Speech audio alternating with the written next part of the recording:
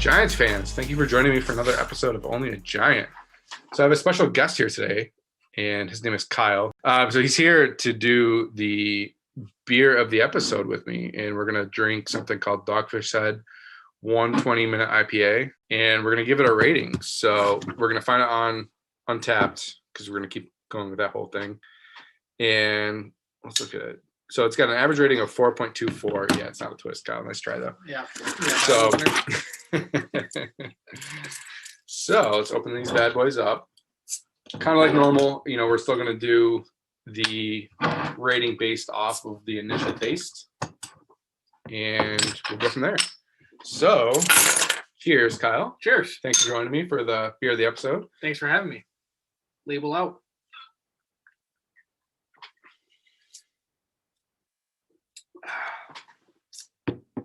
That's a good finish.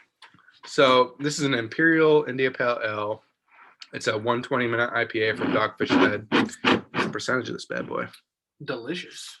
Well, that's not a percentage, but I don't think it actually says on here. Tastes good, though. I mean, this is actually, I got these in, I think, November of 2020. So these have been sitting around for a little while. Aging. Let's do one more taste, honestly. Okay. Just to get a good, do you know what you want to rate it right now? Based off your initial taste? What is it?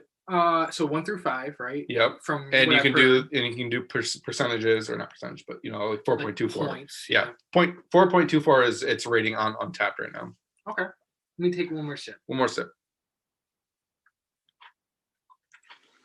It's a damn good beer, man.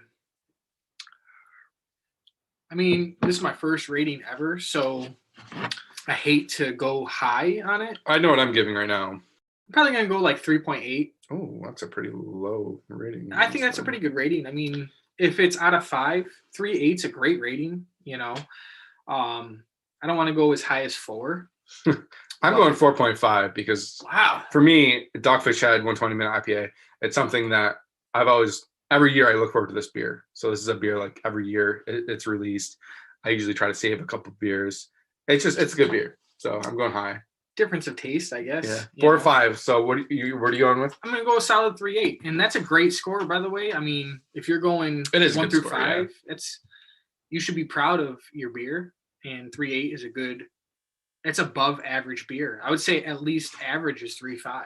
So average on Untapped is 4.24. So okay, you're a little below average.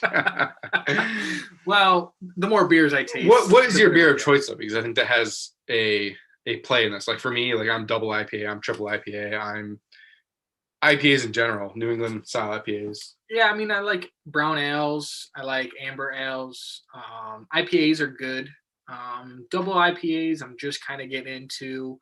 I really haven't ventured into a triple IPA. My father likes triple IPAs a lot, but I have a triple IPA downstairs. I'd be willing to try it. Okay. Next episode, maybe we'll do Industrial Arts. I think it's Impact Wrench is the triple IPA that I have here. Yeah, I mean, I would definitely do that. We'll do that. So, any final words based off the beer? Dogfish has definitely got it going on. I like their beers. I like their brewery. Love to visit someday. Have you been there? I have not. I think is it in New York? I thought that it was actually in New York, but I could be wrong. It's Delaware. It says brewed and bottled, and I was gonna say it's in Delaware. My bachelor party was in Delaware.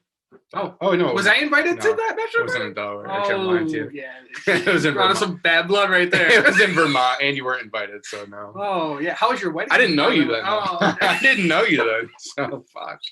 Tough crowd. I'm gonna hang up and pretend this didn't happen. Well, thanks for having me. Yeah, thanks for coming on, and we'll have to do the Industrial Arts Impact Wrench maybe next week. Yeah, maybe in the afternoon.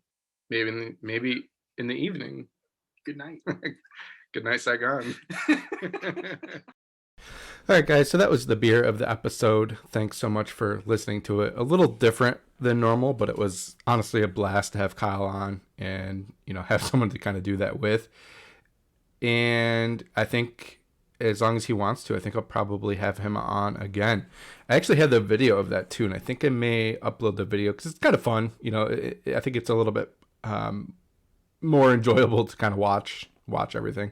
So I'll put that on YouTube, and I think we're gonna jump right into the other guest that I have, which is Emperor Mara. And he and I had a good long talk about the 2018 draft. We went a little bit into the free agency and draft for this year, but we didn't dive too much into that. Mainly our focus was the 2018 draft. So let's get right into that. Thanks for listening, guys, and I hope you enjoy it. So I have a special guest on with Only a Giant today. I want to welcome Emperor Mara on the show. Welcome. Thank you. It's nice to be here. Appreciate for the invite, Mike. Yeah, not a problem at all. So let's just jump right into it. 2018 draft. It's kind of been a hotly debated topic lately on Twitter. It's kind of been crazy, actually. Let's get right into it, though. Giants pick 2. Baker Mayfield went pick 1. Pick 2, it's Saquon Barkley. What did you think? Where were you? Did you think we were going to go somewhere else? For that pick, it's crazy because I really wanted Josh Rosen in that draft. Yeah. Obviously, if you look at what happened since then, I'm glad that I didn't get what I wanted. But I wasn't upset. I know there were some people who were upset with the Saquon Barkley pick. But I wasn't upset. I was just glad that besides Orleans Dorkwa, we didn't really have a really good running back for a while. Right. And everybody knew that Saquon Barkley was a generational talent. So it was really hard, even if you didn't agree with the pick of a running back, it was really hard to not be happy with that pick. But of course, since then, he had a phenomenal rookie season. He had one rookie of the year, offensive rookie of the year. And unfortunately, he tore his ACL back in that week 2 game against the Bears. Yep. When it comes to running backs, it's hard to know, especially with your ACL. That's a vital part of your body that they need in order to be successful in a game. So it's still, we got to see how he's going to come back and how he's going to just attack back on the field, coming back from the surgery. So you said you wanted Josh Rosen. What do you think he got a fair shake in Arizona? Do you think he is as bad as kind of what he has shown? I just feel like he never really had a chance. He had Steve Wilkes for a year, and then the new coach comes in, Cliff Kingsbury. And do you think he, on a better team, on just a better offense, would he have fared better and be in the league right now as like a starting quarterback, or do you think he is where he should be right now? I agree with you. I think he didn't get a really good shake in the league.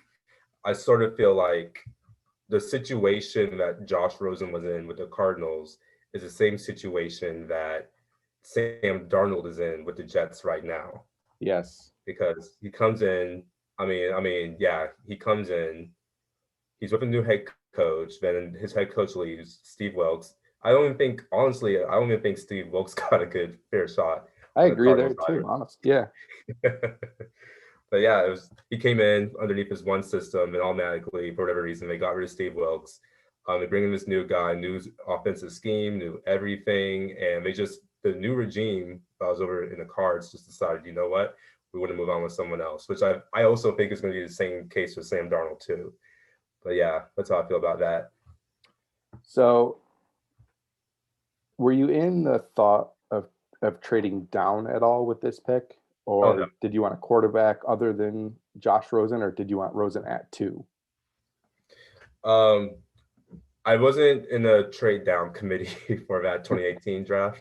I wanted to stay here at number 2 because I knew we really needed, because I knew that Eli Manning was coming close to his end. I knew that I know most likely he wasn't going to retire going into that 2018 season, but I knew that his end was coming soon, and we need to find his predecessor. So I wanted to just stay there, and I wanted the Giants to go ahead and get a QB, but at the same time, if they didn't, I also understood. I came to this understanding: it was either the Giants pick a QB or Saquon Barkley, and I was going to be okay with either. And so they didn't get a QB, and they got Saquon Barkley because obviously at the number 2 pick, it was either you got whatever, the only thing you're missing out on was a QB, which is what the Jets took with their number 1 overall pick in that draft. And so when it came to our pick, we'll only be missing out on one QB. And so Sam Darnold was a consensus. And so I knew that Sam Darnold was probably going to be out of the question. So I was like, okay, Josh Rosen. Yep. Yeah. I mean, I was interested in Josh Allen, I would say, but I didn't feel comfortable with him either. Yeah. And I have a theory with Saquon Barkley, and I really strongly feel that we weren't drafting just a generational running back at that moment. I think we were drafting someone that was going to take over the limelight, the star power of the New York Football Giants for Odell Beckham. I think they were looking at and seeing everything that was happening with him. Right. And they just wanted a different face of the franchise. So not only was it a generational running back, but it was someone that could take that star power and handle it and prepare the Giants for not having Odell Beckham. And you know what? Yeah, I feel like you're absolutely correct because they don't talk about it enough. But on top of drafting Saquon Barkley, not only did the Giants get a generational talent, but they also got a real leader in the locker room. So Exactly. like a real leader on and off the field, and that's exactly what Saquon is. Yeah. I mean, besides the fact that he was popping the wheelie before he had his surgery earlier in the season, this last one. But overall, Saquon Barkley has been a true leader for the Giants. He has. Now, at the time, I was pretty much pro Saquon Barkley at 2, but I was also in the trade down category a little bit. Like, I felt like we weren't quite there. We needed more talent. Right. So if we traded back, I would have been absolutely fine with it. And my 2 targets for trading back was Quentin Nelson and Roquan Smith. Those were like the 2 players I really wanted in this draft if we were to trade back. Hopefully, we get one of them. What are your thoughts on that? Now, I really like Quentin Nelson going into that draft too. If we would have traded down, I knew going into that draft that I didn't want the Giants to go ahead. I didn't want the Giants to trade down. I wanted them to take either a QB or Saquon Barkley, like I said earlier. And I knew that one of their second pick, I wanted them to go ahead and take an offensive lineman to go along with to protect Eli or whatever the new QB would have been. Right. And Saquon Barkley, if they chose him. And so I really like Quentin Nelson. I looked at his tape a lot. And if the Giants would trade down, I would absolutely wanted Quentin Nelson. And what was the other player you said? Roquan Smith, the inside linebacker. Roquan Smith's been a good guy for the Bears. Yeah. I wasn't really focused on getting a linebacker because I really felt like the Giants had. I thought 2018 was that the year that they got Ogletree, right? Yes. I believe so. Yep. Yeah. You see, I thought that Ogletree was actually, but you said what? I have a comment about that, but go ahead with the Ogletree part. I thought that the Giants were set at linebacker from that free agency, so I wasn't really high up on linebackers in the draft, and we all know how that turned out. Yeah, we do. I get frustrated with the Giants fans, I guess in general, that want to just hate on Gettleman. I don't know how you feel about Gettleman. I'm not going to sit here and say that I love him. I don't. Right. But I think he has done some good things and he has done some bad things. But the bad things, at least I feel like he has always been willing to move on. He doesn't just stick to these bad contracts or he doesn't stick to players that just aren't working. He's willing to cut. My thought with that, though, is like, yes, Ogletree wasn't perfect. I was excited about getting him. But we had nothing else at the linebacker position, I feel like at that time. I could be wrong, and off the top of my head, I can't really think of who our starting linebackers were at that time.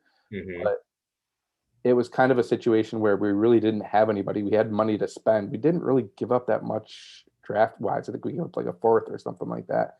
So I wasn't against it. And even after the fact, like now, I still think it was a fine trade, but people just are willing to roast him for something when we just didn't have any other options. That's the same with Solder. We weren't going to try Eric Flowers out, in the first week 1. That couldn't happen, so that's kind of why Solder was kind of forced into that situation, I feel like, or Gettleman was forced. Right. So just going off of what you're saying, I kind of have like really mixed thoughts about David Gettleman. Um, I will acknowledge that he has made some mistakes in the past, and he's acknowledged it. I think his first season with the Giants, his first 2 seasons with the Giants, I was really frustrated with him because he refused to acknowledge the mistakes. But then I forget, maybe it was 2018 or 2019. Back in January, he admitted, hey, I thought we were ready, but we're not. We're going to and basically said that we were going to rebuild. And he got a lot of major props from me for that. But the one thing that I can't get over is the whole the OBJ nonsense. He straight up told us, the fan base, he told the beat reporters as he was talking to us, the fan base, he said, I am not, we signed him, so we're not going to trade him. Right. And my whole big thing is honesty. I mean, and I understand that it's a business and he has to do what he can to get what he can get from other teams, but like, don't sit there and tell us these blatant things and then go back on your word. Because then just don't say anything at that point. Yeah, at that point, I was just like, I'm not going to fall for anything else that this guy says, because I remember that day clearly. That was just a total, that was just a brain blast to me. It was. Where were you when the trade went down, when you found out? I was actually I was playing some rec sports with my friends here at college, and I will never forget. I finished my rec game, and I picked up my phone and my backpack and stuff, heading back to our apartment, and I got the notification. I ran so fast back to my apartment, and it was right there on the TV screen. And I remember, I think it was Dean Blandino or Andrew Silciano. He said, I am not joking. This is for real. The Giants have traded, because they had every single offseason since Odell was on the Giants, they had all of those trade reports to the Rams, linking him to the Patriots, every single team in the league. Yep. And that was just a surprise to me. It was a surprising situation, I think. He did, Gettleman kept coming out saying that, we aren't trading him, we signed him. But it always felt weird. It always, there was smoke, clearly. And, usually when there's smoke, there's something happening. Right. And yeah, it was crazy. I couldn't believe it. I remember there was a lot of people, including me, that were frustrated. And we were like, they traded for Jabril Peppers in that part of that deal. And I remember saying, like, I hope that Dave Gettleman met Myles Garrett and they shoved him Jabril Peppers and he just didn't look to see the check. Because I just felt like we lost that trade. But since then, Jabril Peppers has been a stud for us. Yes, he has. He's taken he was towards the end of the season, he took a little step back. But I'm pretty sure he'll bounce back, just like the next player in the draft I think we're going to talk about. Yeah. So next we'll get into the second round, and Giants have the second pick in the second round, and they draft Will Hernandez out of was he out of UTEP, I believe, right? Yep, correct. UTEP. Yep. Okay. So at that moment, I think Cleveland took Austin Corbett. Right before that, just a couple notable players that were taken right after that: Nick Chubb, Darius Leonard, Braden Smith. I mean, quite a bit of talent in the second round. And right. I don't know how you feel, but Will Hernandez, I like him, but I just have no idea what's going to happen with him. And I feel the same way too. Will Hernandez, I was absolutely happy when we got that pick. I was so pumped. Yeah. Yeah. I think when the Giants came to that 34th pick, I just knew it was going to be Will Hernandez based off of all the players that were left still there. And then sure enough, his name popped up, Will Hernandez. I absolutely love Will Hernandez. Besides all the other picks in this draft, Will Hernandez is my favorite, besides Saquon Barkley, of course. He started because he came into the Giants and he came in ready to play, just like Saquon Barkley. But actually, before he had to miss games because of his positive COVID diagnosis in his last season, do you know that he actually played and started in every single game of his NFL career with the Giants? Wow, I did not know that. Yeah, he did. And I was doing some research on his stats with PFF, and They said, according to PFF, Will Hernandez only had one penalty in 2020. And I think that sounds ridiculous, but he only had one penalty in 2020, and it was a holding penalty. That just blows my mind. How many Because games did he play in 2020? Do you remember? so he played in 13 games total, but he had 7 consecutive starts of those 13 games, and it wasn't his streak for continuous starts ended with that COVID diagnosis. So, sorry, go ahead. Yeah, he has a lot of questions going into 2021 because I feel like I think that what was the week that he missed? It was week 8 against the Bucks. That was the first game that he missed because of COVID, and that started seeing the Giants really start shuffling around their O-line. And once Will Hernandez came back, there's a lot of questions about where was Will Hernandez going to fit into the Giants O-line equation. So, what do you look at with him going forward? Is he still a starter on this team? Is he someone that's going to get cut or traded, or what's going on? I think that what's going to happen is we all know the Giants cap casualty situation. We're saying that Kevin Zeitler might be a cap casualty. Yeah, which I think that Kevin Zeitler will indeed end up getting cut this free agency. And I think Will Hernandez is going to be worked back into the O-line because he's an asset. You don't trade guys like Will Hernandez. right. He was drafted by the team, and he was stellar for the Giants. And like I said before, he played 13 games this past season, only had 1 penalty, and he would have probably continued starting on it. I believe that Will Hernandez would have continued starting on the O-line in that left guard position if it weren't for the fact that he had started missing games because of COVID. Right. I mean, he's just absolutely dominant, and then he sticks up for his teammates. You see him; he's willing to get into a fight if somebody messes with Daniel Jones or Saquon Barkley. I think he absolutely has to be back with his team next season. Can you imagine him and Nick Gates getting in a fight with someone? Bruh, it would go down. I would feel sorry for whoever got on their side. I always like to kind of think outside of the box with kind of situations like this. And I kind of wonder, do you think that the reason they kind of went with Shane Lemieux the rest of the way is because they just wanted to see what they had in him? They already kind of knew what Will Hernandez was. Yeah. And they really just wanted to get a look at Shane Lemieux to see if he's someone that could fill in for Zeitler if they do cut him.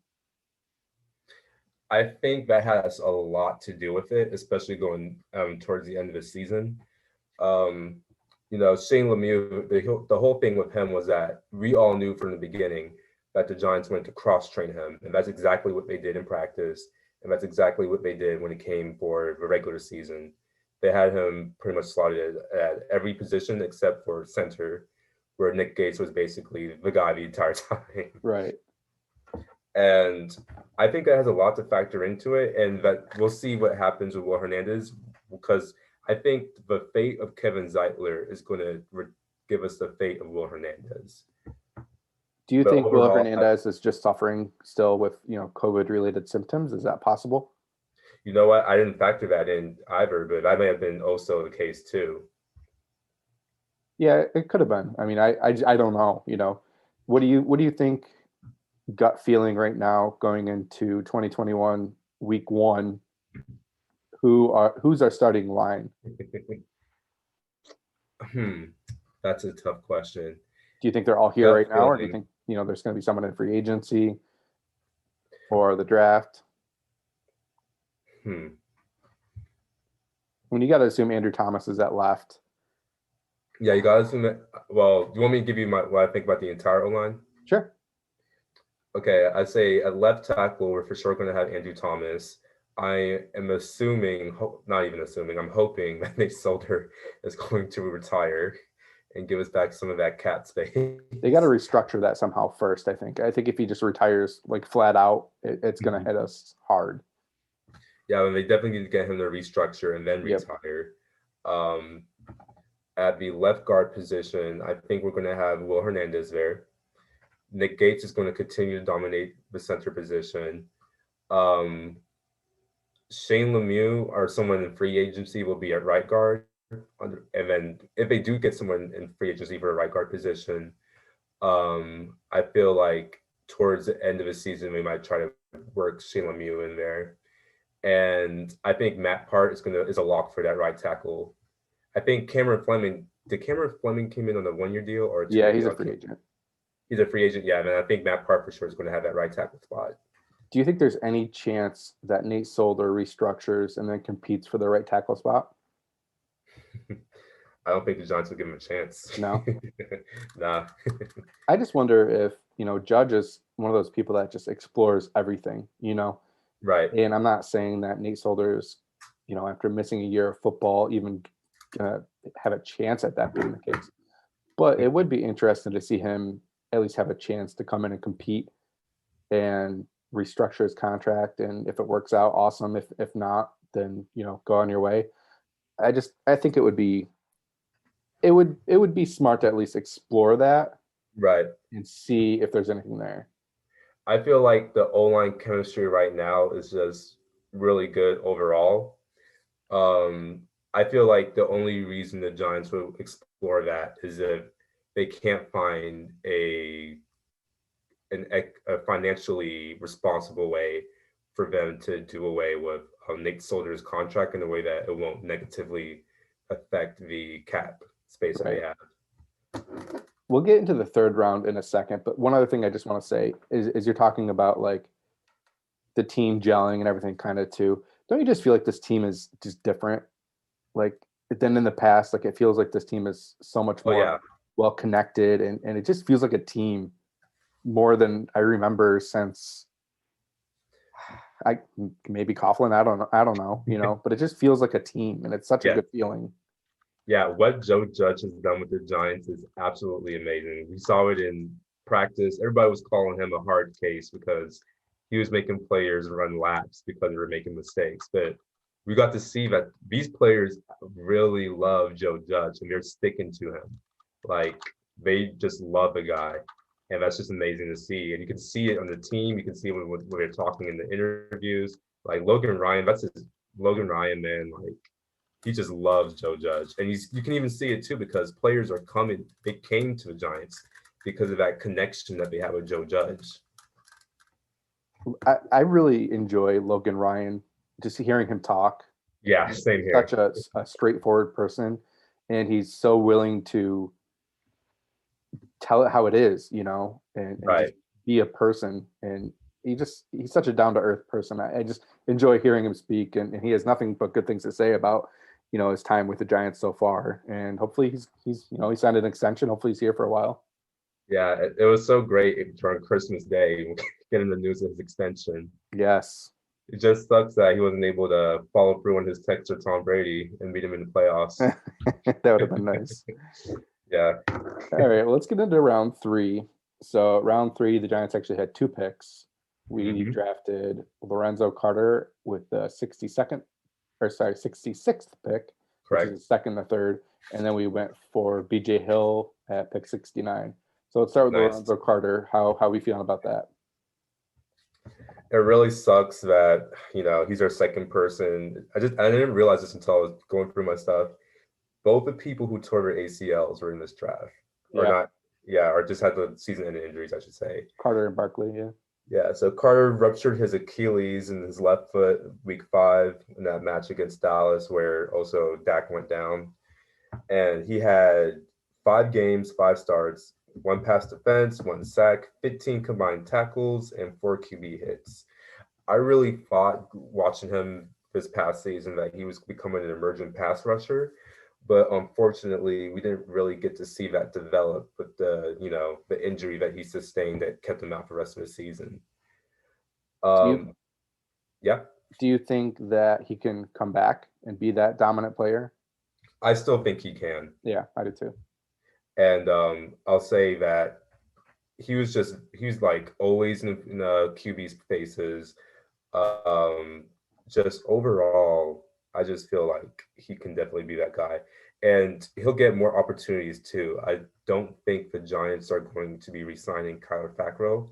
I'll be surprised if they do. And if they do not, I can only imagine that the snaps that were given to Fackrell, those are going to be coming back to Lorenzo Carter. Yeah, I mean, I hope they bring back Fackrell. Him and Blake Martinez are like best friends, and Yeah. that's the reason he came here. I don't want Kyler Fackrell to come back and be a starter, but I think he's someone that can rotate in very well and Right. make plays on this defense. But that's where we need Lorenzo Carter. We need O'Shane Zimenez, and maybe we need some more young guys on this in the linebacker room, edge rusher, whatever you want to call them. Right. So next pick is BJ Hill for the Giants in the 3rd round, defensive tackle out of NC State, I believe. And I mean, he has a chance this year, I think, to kind of come in and potentially replace Dalvin Tomlinson if that happens. What are your thoughts? Ooh, BJ Hill's BJ Hill is my 3rd favorite player from this draft class. He had absolutely dominant rookie year, broke the Giants record for rookie sacks, and then just from there, I don't know what happened. It was, between Pat Shurmur and Joe Judge, he's just become his stats have suffered from being a victim of a oversaturated D line, and it's just he's not getting the playing time like he was getting his rookie year. Yeah. And for that reason, I really think the Giants should just trade him. I think that there's a lot of teams that could really use his talents. He's not getting really used around here. But at the same time, I realize that his fate with the Giants for going into this next season is going to be directly tied to the Leonard Williams, Dalvin Tomlinson saga. It certainly will. Yeah, that's a very valid point. It's tough looking at this draft, especially this round, the 3rd round. I know I hate that the Giants never have an emphasis on linebackers. So for me, looking at this draft, and you see Fred Warner go the pick after BJ Hill, you see Jerome Baker go to the Dolphins from Ohio State just a little bit after that as well. And those are 2 guys that are still playing well in this league. They're good players, and I like BJ Hill. I would have went Fred Warner. I would have went Jerome Baker. That's so easy to say in hindsight. Yeah. But at least now it seems like we're focusing on the linebacker position a little bit more. And trying amazing what those 7th round rookies did this year. Mr. Irrelevant too. Tay Crowder. I mean, who would have thought that Mr. Irrelevant making a big play? That was against the Washington football team, right? Yep. Yeah, and then and Carter Coughlin too. I'm excited about Carter Coughlin, but I am super excited about him too. I really do think that he's probably more of a rotational guy regardless. But I think Tay can step in and be a starter, and I think he can be right there with Blake and help control this defense. Yeah, and every time I think about that, I think it's just so crazy how we are sitting here talking about 7th round picks. These guys are supposed to be out of the league this upcoming off season. Yep. And here we are. We are excited about Mr. Relevant. So someone else that was drafted in this 3rd round, which I was really interested in him because he was talked about being in that 1st to 2nd round, is Orlando Brown, who's a tackle out of, I believe, Oklahoma. And he's on the Ravens. He's in the news right now because he wants to be a left tackle, and he thinks he's done with the Ravens. That's someone that, if I remember right, I think he put up like 8 reps on the bench press and just kind of slid like crazy after that. Yeah. Let's get into the 4th round pick, and this is kind of a controversial pick. The Giants pick a little bit later in the 4th round. At 108, they take Kyle Laletta out of Richmond. Yeah, Kyle Laletta, the speedy speedster of the Giants. This pick, I knew as soon as the Giants picked Laletta that he wasn't going to be the guy. I mean, and then after that speeding incident, I was just like, yeah, he's gone. Yeah, but I will say this though, Kyle Laletta was one of the Senior Bowl MVPs. Yep. And I don't know if you remember the other 2 Senior Bowl MVPs that the Giants also drafted. Well, Daniel Jones is one of them. Correct. And the dude right before Laletta. Man, this is gonna bug me because I think I know who it is, but I can't think of it. He's a Giants legend, All right, tell me. Davis Webb. Oh, I knew that. Yeah, so Ugh. for 3 straight years in a row with Giants, and not even with the same GM, drafted the Senior Bowl MVP. So 2017 was Davis Webb, 2018 was Kyle Laletta, and then 2019 was Daniel Jones. Ugh. Honestly, who I was thinking of was Ryan Nassib. Right now, Yeah, the Syracuse guy. I like yeah, Nassib more than I like the Richmond guy here. oh, yeah. Ryan Nassib was Alex Tanney before Alex Tanney was Alex Tanney. So in this fourth round, was there anyone else? I know I'm kind of throwing you on the spot here. Was there anyone else that you would have looked at and thought this was a better option, or were you happy with the pick for the most part? I knew the Giants.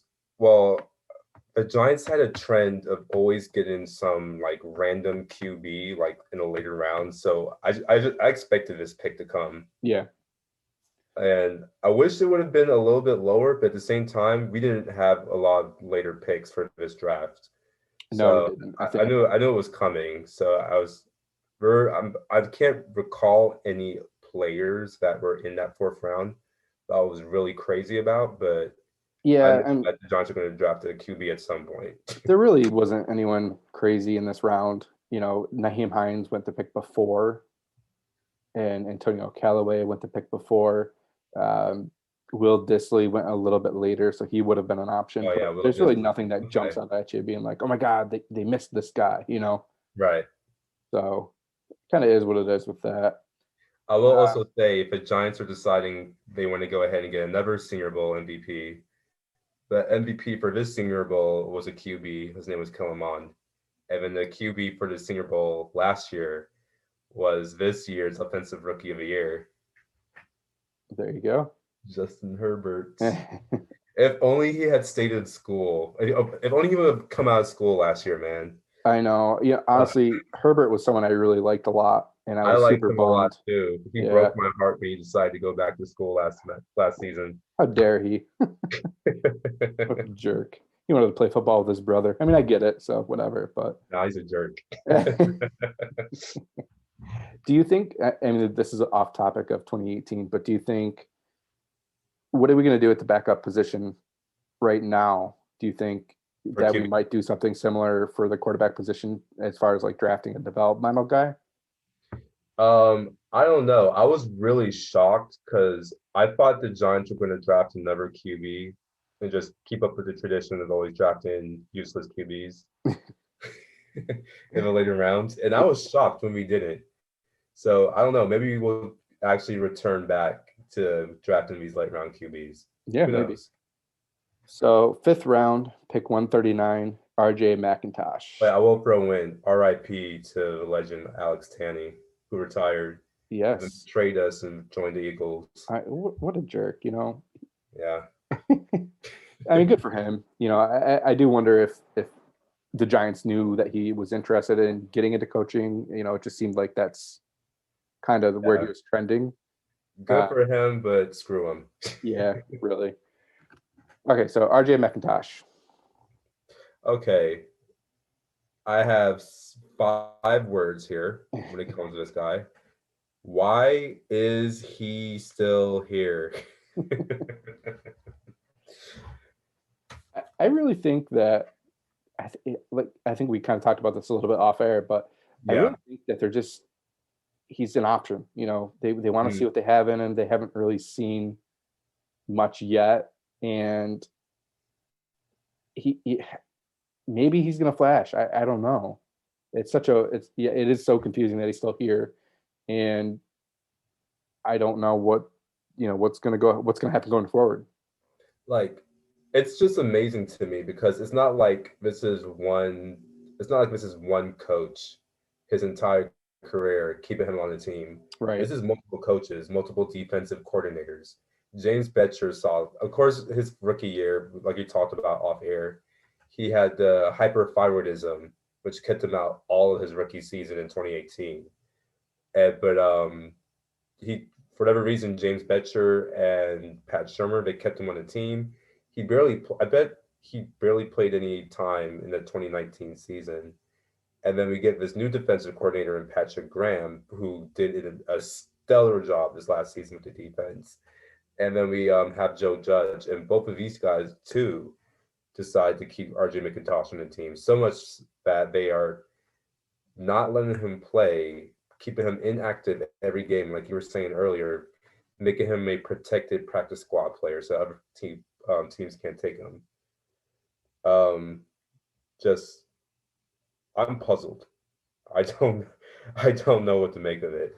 It's weird, but they must have some plan for him. They must envision him. Maybe he, just need another year in their system to kind of get everything figured out, and they're gonna, let him try to compete this year, and hopefully there's some type of preseason and he can try to earn his stripes there or something. Yeah. Or he's just gonna get cut. I was surprised that Corey Ballentine actually got cut before RJ Mcintosh. Yeah, me too. Especially with all the troubles that we're having at the secondary position. Yeah. Well, actually, that's the last actual draft pick I think we have in this draft. I'm not missing anyone, am I?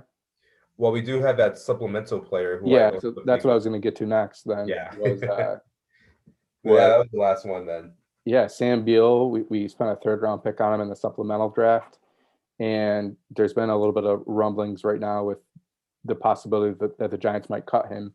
I don't know why we would do it now, but obviously I'm not there. I don't know what's going on. Was that a good pick? Do you think that's something that we should, or we regret now?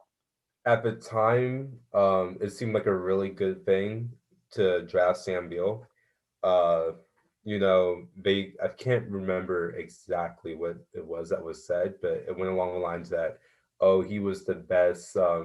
They called him the best player to go in the supplemental draft in years. Yeah. And so I was all for it at the time. But as we all know, he opted out of the 2020 season. And in the 2019 season, he played 6 games and had 3 starts out of those 6 games. He also had 1 safety against the Dolphins, against Patrick Laird, running back to the end zone. Yep. But besides that, he hasn't. I don't know. I mean, it's hard for me to make that call. Just for how our secondary is right now, I would keep him. And I know that as a supplemental player, I'm assuming that his salary contract isn't really that big. But I would definitely keep him, especially with all the issues that we're having right now with the secondary. I would too. And it's just tough because I feel like he had such a golden opportunity this year to come in and probably start and really try to earn that number 2 role. And you opt out, and you can't fault anyone for opting out. There's so many, different reasons for people that are doing that. It just sucks. There's just, you can't blame them for doing it, but you're letting like this golden opportunity to have a chance to play in the NFL, to be on an active roster, to Absolutely be a starter. And going in towards the end of that 2019 season, especially after Janoris Jenkins was cut from the team after those comments that he made to a reporter. I think it was a reporter, or maybe it was to a player. Sam Beal started getting a lot of playing time. I think those 3 starts I say he had all came towards the end of that season. Yeah, and he was playing well. He was on track to really start coming in and maybe even becoming the starter going into the 2020 season. But he decided to opt out. And like you said before, I'm not going to fault anybody for caring about your health. That's one thing I'll never do, especially as somebody going into school for healthcare. But his future with the Giants is definitely in doubt from that decision, however, which kind of sucks. I'm kind of hoping that there are some good cornerbacks in this draft, and you can even, in the 2nd, 3rd, 4th round, you can still find some good talent there. Right. But I kind of really want to ride with Sam Beal and Julian Love and let those 2 battle for that CB2 spot and see who comes out ahead. I would definitely be down for that. It's a great thing that we found such a good gem in Darnay Holmes too for that slot corner position, and even for that outside too. Yeah, I mean, he's versatile. He can play a little bit of everywhere, but he's definitely better in the slot. I think he didn't allow a touchdown at all last year, I believe, correct? He did, yeah. Yeah. One of the And that's best rookie cornerbacks last season. so okay. So 2018 draft, if you were to grade it, we'll say without the supplemental pick because that wasn't technically part of this draft. Right. What would you grade it? At the time, I would have given it I believe I actually did give it a solid B. But if you ask me now, overall, I would have to give it just a solid C. Yeah. Saquon Barkley is a good pick. A lot of people think that the Giants shouldn't pay him. And honestly, I'm on the train too. It's a shame because I think about Saquon Barkley, and before I was just like super excited about that pick. Now I think about Saquon Barkley even more after his injury, and I just think about it's crazy because Saquon Barkley might be the last running back to be taken that high in the draft ever. Um, he's been great for us though. He had two straight seasons of 1,000 rushing yard seasons, and then two straight 1,400 all-purpose yard seasons. When he's healthy, he's been a monster. But of course, he tore his ACL in that second week of his last 2022 season, and we'll just have to hope. We'll just have to hope and see that he comes back into 2021, the monster that he was pre his ACL injury. He had surgery October 30th too, so he should definitely be ready for OTAs, and hopefully we have a full off season this year so that we can see what the Giants are fully made of. I really hope they do. Week 1 instead of like week 5 or week 8, like we had to wait for it like this last season. So for me, I'd still give it a B. I think Saquon Barkley still filled the need for what they needed at the time, as far as that kind of star power. I also feel like I know he's had 2 good years, but his rookie year really was the better year, I believe, out of the 2. Right. I could be wrong on that, but like it just feels still like he hasn't reached his potential, and I just hope that isn't something going forward that like we just keep saying. Like he's shown some great flashes, but he just hasn't put it all together yet.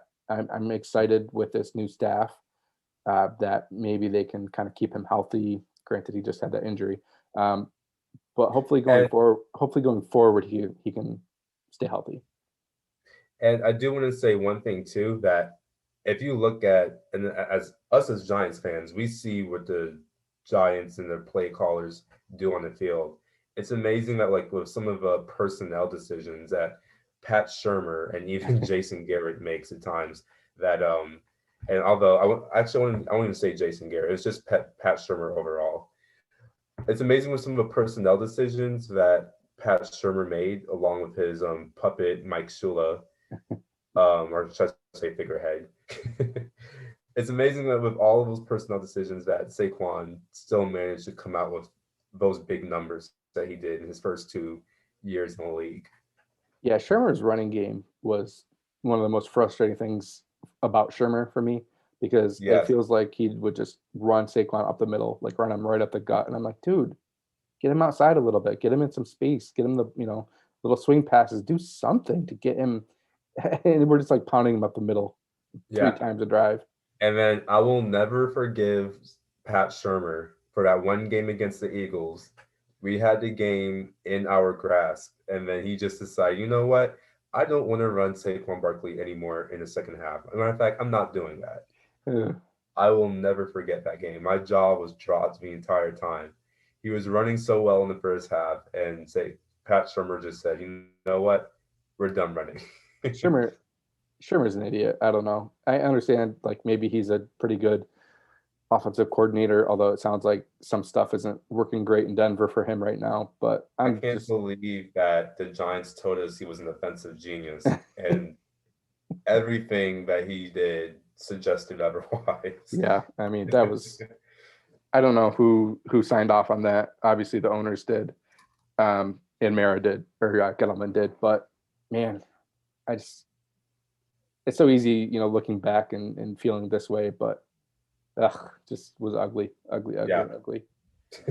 So that's the draft. Do you want to talk about free agency at all this year, or is there anything in particular you're hoping for? Yeah, I can talk about free agency a little bit. So we know the franchise tag window opened up today. Nothing happened because I thought for sure something would. I thought something for sure would happen too, but I guess these teams are really trying to. I guess these teams are really trying to figure out what their cap situations are. We're trying to restructure deals, trying to make up some more cap space, so that they can sign some of these players. I know a player that a lot of Giants fans are looking forward to is Allen Robinson. Um, I don't think that I think that Allen Robinson is not going to get franchise tagged. I mean, he's been there for a long time, and then he's starting to do this whole thing on Twitter where he's just like, "Oh, well, actually, he's been doing it for like ever." People are starting to just now catch on to it, but I don't think the Bears are going to franchise tag him. I think So it's do gonna you be do you too think he conservative. goes to a contender? Because that's kind of what it sounds like he wants. Well, I don't know, man. Like, he wants to go to a contender, and I feel like at the end of the day, I don't know. I feel like he wants to go to a contender, but at the same time, he's going to go somewhere where he gets a lot of playing time. Right. And I might be sounding a little bit biased, but I am a big fan of Allen Robinson going to the New York Giants. I'd be fine with it. I worry that he's gonna have such a big contract, and That's the only worry too, there are rumors because that he wants to play for a contender, and I just don't know if we can he's completely sell that yet. he's not if he comes to the Giants or if he goes anywhere for that matter, he's for sure not taking any type of discount. No, That's for definitely sure. not. I was getting And nervous a little bit too because I don't know if you remember him with the Jacksonville Jaguars, but it just felt like when he was there, he was in and out of games a lot due to injuries. He just had an yeah, he did have an injury injury history history. there. So, he kind of emerged with the Bears, and obviously he stayed healthy there. But Sometimes that's all it takes is a change of scenery. yeah. Anyone else that you're looking for? Is there another wide receiver you hope the Giants target? I will tell you one that I definitely don't want. Juju Smith-Schuster. Yeah, screw that guy, man. I have Yeah. no interest in him. I also am interested in. I'm not. I know there's Giants fans that like Kenny Galladay, but I'm not really on that train. At least not yet. But I do like Corey Davis. Yes. And I actually did see an article that was linking the Giants to Corey Davis. I can't recall the source though. That's okay. He's the guy for me that like I want the most for the Giants. And I've been infatuated with Corey Davis or Giants since like 2018. yeah, I feel like in the offense that they ran at Tennessee, like they ran for 2,000 yards. That's just one player too. You know what I mean? And then you Right. throw in Jones, and you throw in um, their tight ends and stuff. Like he was like second, third, fourth fiddle. Or I said Jones, I meant AJ Brown. Sorry, You're good. but I just feel like he was kind of lost there. You know what I mean? And he still had a good year. He still had almost 1,000 yards. But I think he's that big receiver that the Giants need. He's got the speed. He's got the size. I just think Absolutely. I think he'd fit in perfectly. He's a And great for run all those blocker. and for all those things that you just said are the reason why I think that he would be a perfect fit for the New York Giants also. So But of course, yeah. no, go ahead. But of course, like we said earlier, the cap space because of COVID didn't increase as large as we thought it was going to.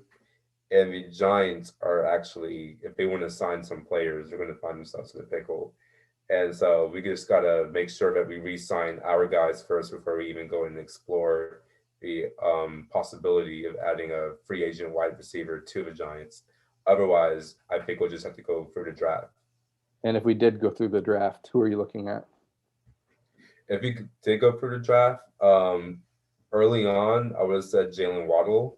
I was going to wait for the combine, which unfortunately got canceled to make my final judgments. But as of right now, I'm just going to have to wait for pro days and whatnot just Yeah. to just finalize what I think. But I'm sitting with Kyle Pitts or Jalen Waddle. I like Waddle a lot. I mean, Kyle Pitts, I could be talked into. I don't know He's that I like it at 11, but or 10. Kyle Pitts is like an athletic freak of a tight end. He's not just a tight end. He's like a wide receiver. He's Right. like a Evan. He's like think of Evan Ingram, but on steroids, and he never drops anything. That's what I think about.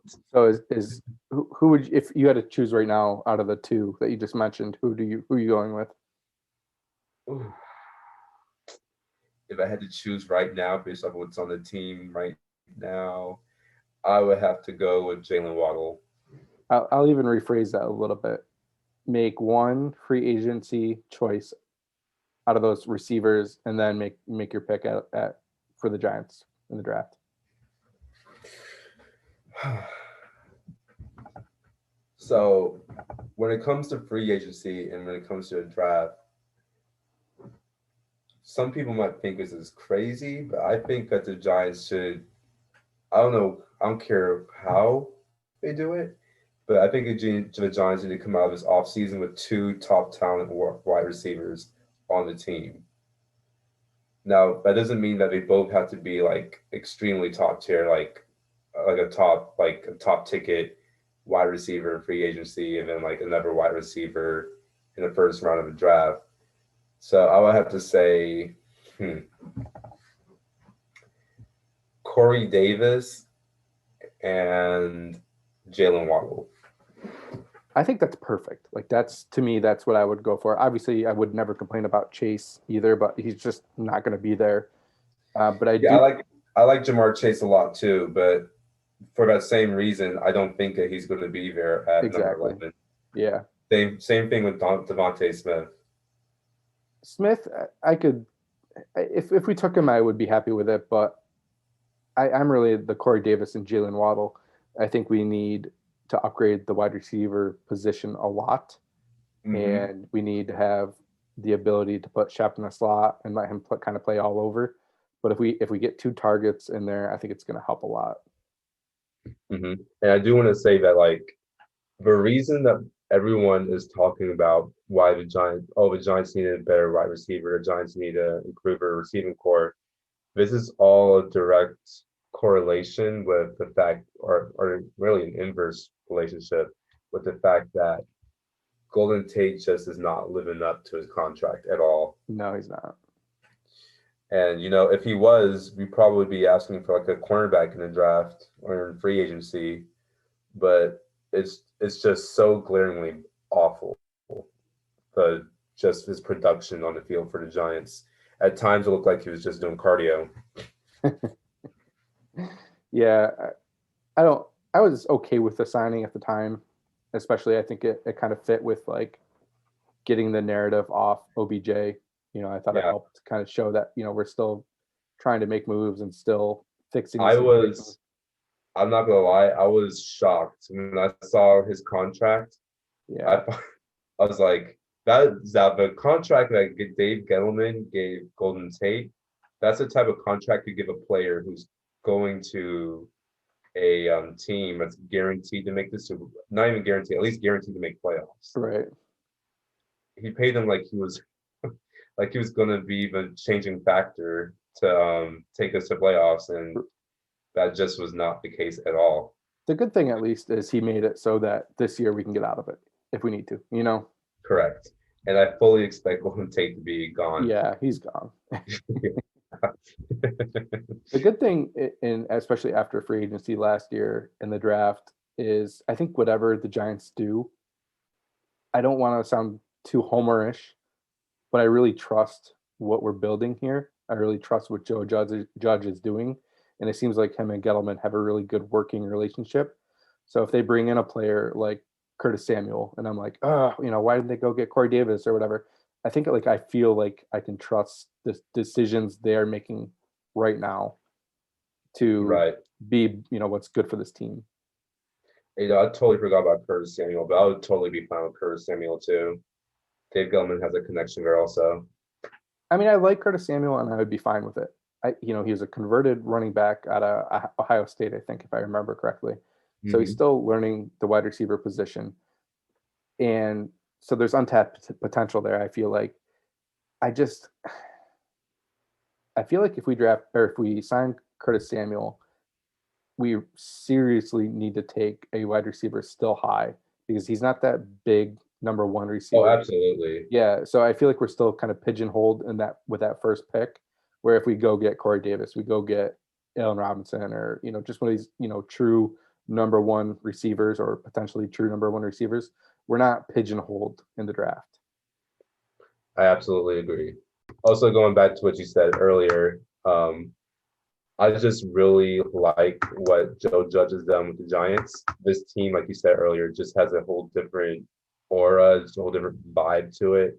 And I've got to say, and I know it sounds cliche because people hear it all the time, but like I am more excited about the future of the New York Giants than I have been in ever. Yeah, Like I think a lot of the, people are feeling that same the way. fervor that Joe Judge has brought to this team is unlike anything that Pat Shermer or even Ben McAdoo brought to the team. There's just a whole new belief system and that's been instilled, and I'm ready to like I will literally run into a wall for Joe Judge because this guy he just gets it. It's exciting too because it finally feels like we're not quite there yet with the winning aspect of things. Exactly. We're We're doing not better. quite there yet, but we are so much closer. I Yes. remember, I think it was two off seasons ago. I told everybody, I said, I feel like we're like in the middle of a hurricane. Like I've been treated like what the Giants have been through. It's been like a hurricane, and we had just passed through the eye of a storm, and we were going right into the chaos of it again. Right. I feel like the storm overall is getting ready to pass, and the great days of New York Giants football are coming across us. We're going to finish. I feel like within the next, not even five, but the next 2 to 3 seasons, we're going to be finishing with a positive record, and we'll be in playoffs. Yes. That is the Joe Judge effect. And I think he'll do a good job too with changing the culture of this team. He can Oh really yeah, he's already done it. sell his culture to free agents and stuff like that to get them to buy in and want to come play for him. And it's so crazy because I remember last offseason, the whole thing was nobody's going to play for the Giants. Yep. Why would any free agent want to come here? And look, we got Blake Martinez, we got James Bradbury, we got Logan Ryan, and those guys are all absolute studs. Do you remember the guy from Texas, that Texas Longhorn, Sam Achu, I think his name is? He came out on like NFL Network or something like that and just blasted Joe Judge and said that no player is going to want to play with his hard-nosed antics, making people run laps at practice and stuff like that. And then just look at it now. Yeah. Was that him or was that someone else? I'm trying to remember his name. name. It was somebody else. I know who you're talking about. It was some guy on ESPN. It was on that show. I think it was on that show, Speak for Yourself. And he had just this whole monologue for it. And it's just like, you look back at things like that, and you look at the team now, and you're just like, all of that, and you see that it all worked out because the team has a culture, there's a system in place, everybody's believes in each other, and the fan base is all riding with them, ride or die. Yeah. And you just love it. It feels good. It's nice. It feels good. It feels good to prove these people wrong. Yep. It feels good to feel good about this team again. Well, hopefully we're gonna, continue in the right direction. I do think, I don't know how you feel. I think like I want to say 10-6 is the ceiling this year, but I think 8-8 is like a realistic expectation. I think. How do you feel? I feel like 8-8. Yeah, 8-8 or let's see, 8-8, 8-8 or 8-7. I would say. Yeah. Because as much as I love the vision and everything that's going on with the Giants right now, we do have an incredibly tough schedule. Yeah. We'll be playing the Chiefs, we'll be playing a Tom Brady who we really should have beat the first time around, but we'll be playing a Bucks team that's now got their stuff together even more than the first time that we played them. Yep. It's going to be a really bumpy ride, but if the Giants do all the right, but I just feel like last year there's a lot of games where we just weren't finishing up correctly, and so we had a lot of games where we were losing them by like 2 or 3 points. If the Giants work on those simple little things, I feel like we can really surprise a lot of people next season. Yeah, I'm with you. I'm with you on that. Cool, man. Well, thank you so much for joining me on Only a Giant. Anytime you ever want to come on again, where can people find you on Twitter? You can find me at Emperor Mira on Twitter. Awesome. Thanks, man. Thanks for joining me. Thanks again for the invite, Mike. All right, guys. So that was my interview with Emperor Mara. It was honestly a blast to sit down and be able to talk with him. I always love following him on Twitter and kind of seeing the stuff that he posts. He's a good follow, so I would definitely go follow him if you aren't already. You can find me on Twitter at onlyagiant_86. I am also on Instagram and the Untapped app too. If you ever want to get on there and kind of share some reviews or something like that, I'm always open to new ideas.